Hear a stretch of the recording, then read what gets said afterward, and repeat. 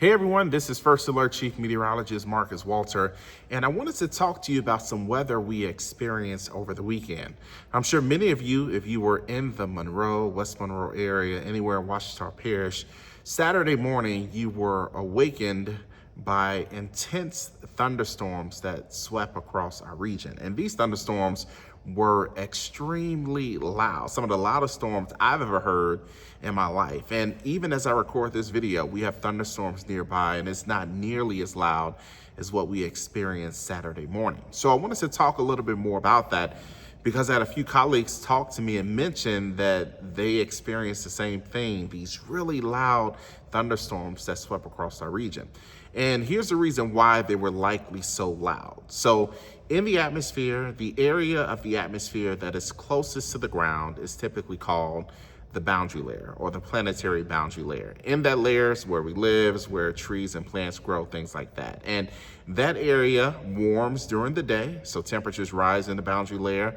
And then at night, those temperatures also decrease. And one of the things that lets us know is the boundary layer, the layer that is closest to the ground, that interacts with the ground, is how the temperature changes. So typically at night, you'll find the lowest temperatures in the boundary layer right at the surface, because that's where a lot of the heat has left to escape into space, especially if we have a clear sky. And typically temperatures will rise until a certain point, and then once it reaches that point where temperatures start to decrease with height, that lets us know we've left the boundary layer and entered another part of the atmosphere.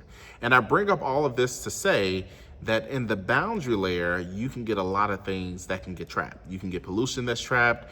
You could get sound that's trapped. And typically, the boundary layer is the most shallowest in the morning hours, because that's when we've had all night to cool down.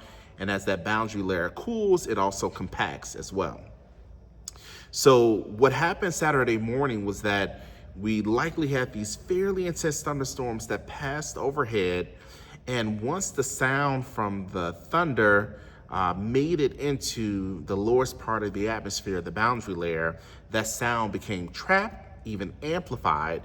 And so that was likely why it was so loud for us Saturday morning. And you may notice this if you work in construction, you may know about this effect as well. Typically, a lot of construction companies, they really won't start work too early in the morning until the atmosphere is warmed up enough.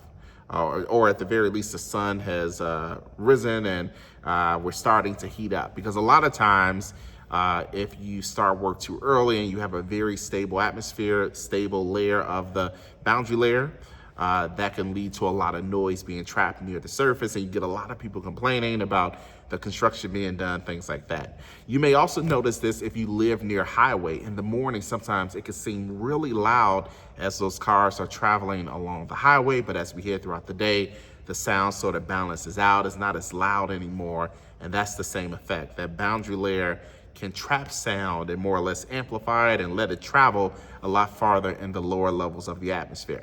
So I say all of this to say, the reason why we dealt with the noisiness from those thunderstorms Saturday morning was likely due in part to the time of day that those thunderstorms developed and the fact that we had a very stable, cool boundary layer that was able to trap that sound and amplify it. So something very cool in weather. You can apply it in construction as well.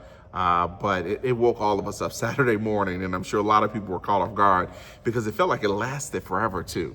All right, thanks again for watching this video. Let me know if you have any other weather questions, and I'll see you in the next one.